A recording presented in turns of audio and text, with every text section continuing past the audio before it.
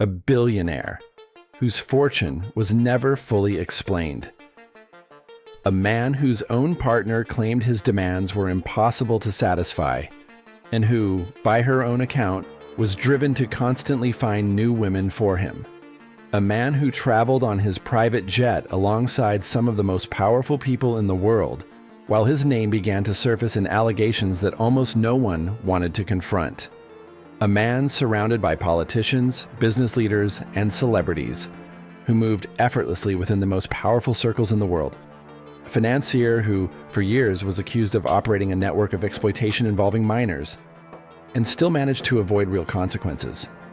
A case that, in 2008, ended with a plea deal many considered incredibly lenient, allowing him to return to his life as if nothing had happened.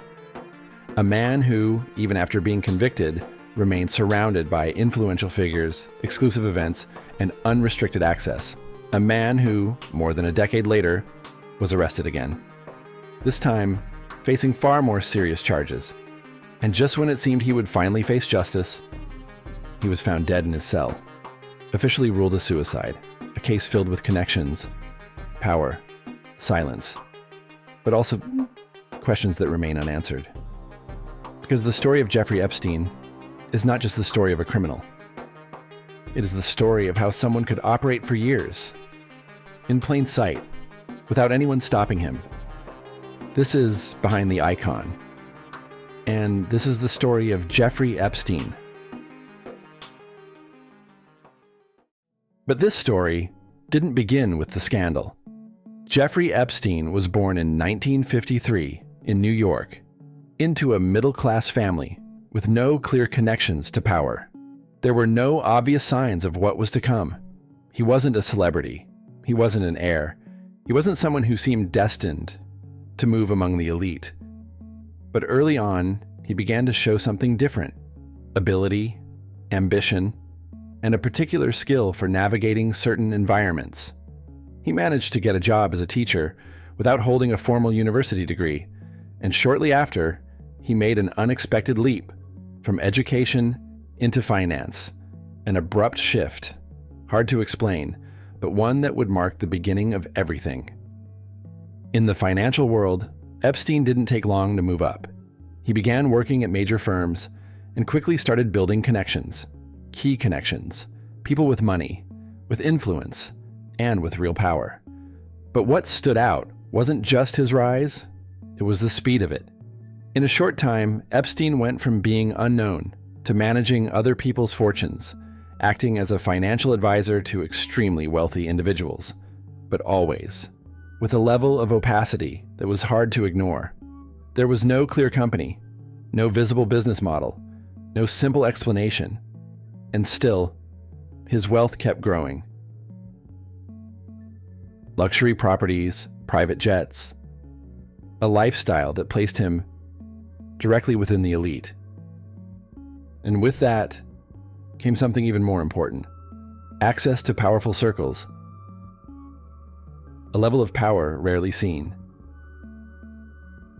And with access to those circles came the creation of a powerful network. Epstein began surrounding himself with extremely influential figures, business leaders, politicians, celebrities, people with real power. He moved among them effortlessly, sharing spaces, events, trips, and in doing so, he built an image, someone trustworthy, discreet, and highly connected. But as his public profile grew, signs began to appear, rumors, comments, situations that were difficult to explain. At first, they remained in the background, because his position protected him, and his environment legitimized him. Because when someone has that level of connections, many things stop being questioned, until eventually, everything starts to come to light. But before we continue, there are 3 details that had already started to raise doubts around Jeffrey Epstein. 1. The mystery surrounding his fortune. For years, it was never entirely clear how he made his money or who his clients really were. 2. His lifestyle. Properties across different parts of the world, constant travel, and a level of access reserved for very few. 3. The persistent rumors, comments that had been circulating for years about behaviors and situations that were difficult to justify, signs that were always there, but for a long time, they weren't enough to stop him. In the mid-2000s, the accusations stop being rumors, and they become a case. Several minors accuse him of abuse. The investigation moves forward. The allegations grow, and for the first time, Jeffrey Epstein's name appears publicly, associated with something completely different. The impact is immediate, but what happens next is surprising. In 2008, the case is resolved through a plea deal, an agreement that avoids a federal trial and results in a sentence far lighter than many had expected. The result, Epstein serves a reduced sentence, under special conditions. And shortly after, he regains his freedom. For many, that moment represents something deeper, not just a legal outcome, but a signal. After his conviction, he could have disappeared.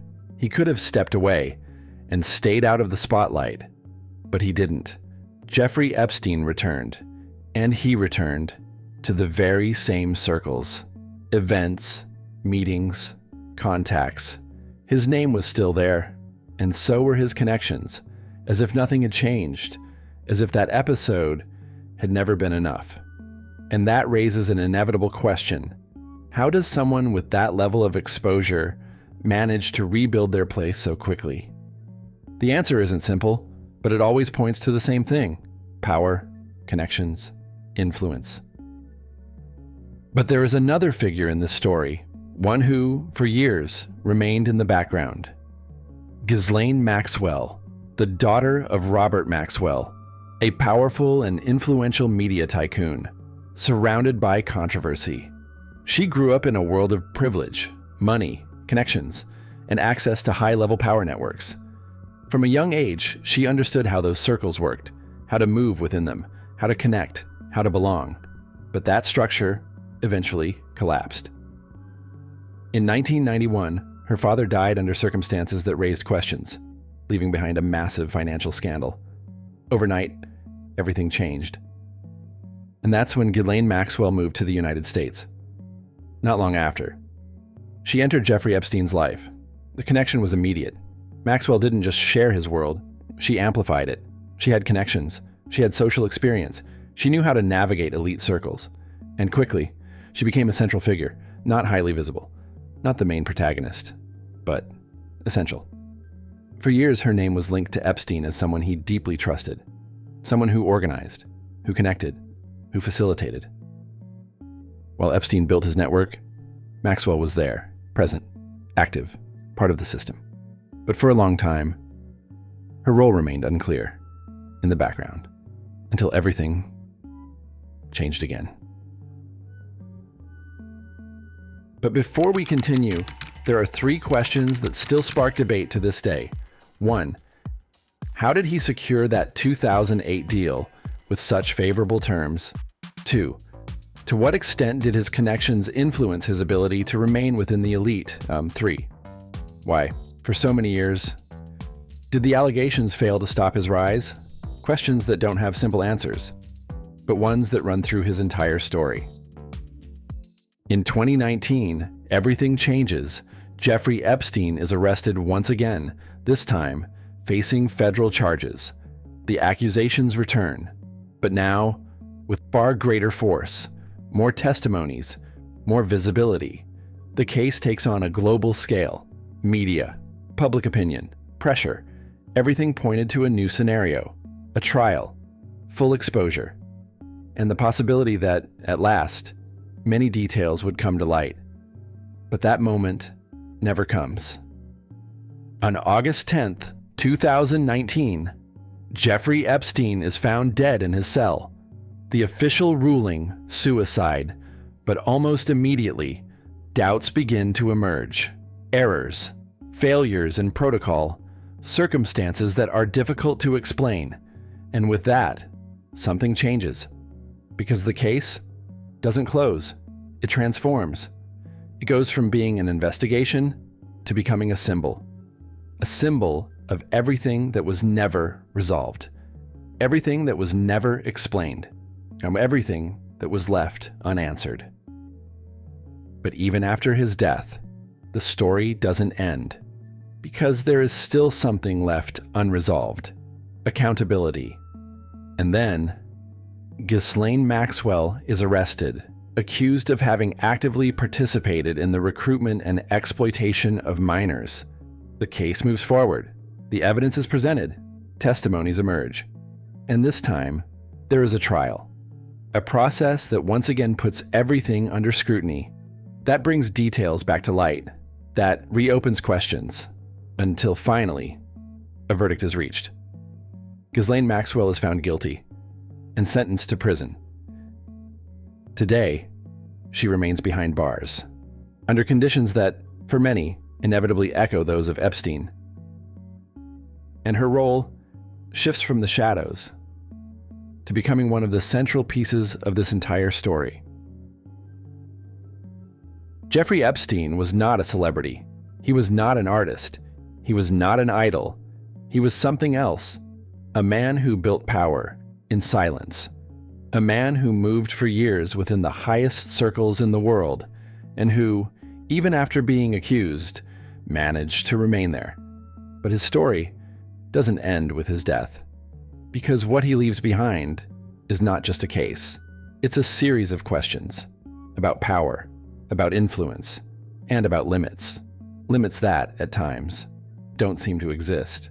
Because when someone can operate for years without being stopped, the story stops being about just one person and becomes about everything around them. This was Behind the Icon, and this was the story of Jeffrey Epstein, a story shaped by power, connections, and a series of events that still raise questions to this day.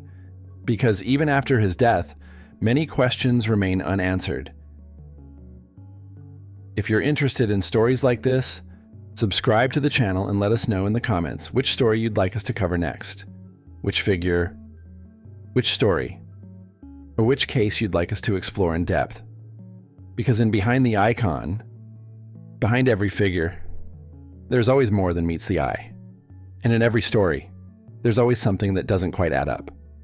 And there is always another story to tell.